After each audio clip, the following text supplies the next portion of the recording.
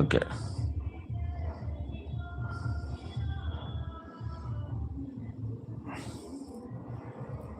అంటే ఎందుకు అడిగినా అంటే నాకు వచ్చే వైఫ్ కూడా గీత పేరు పైన రావాలని కోరుకుంటున్నా, అది అందుకని.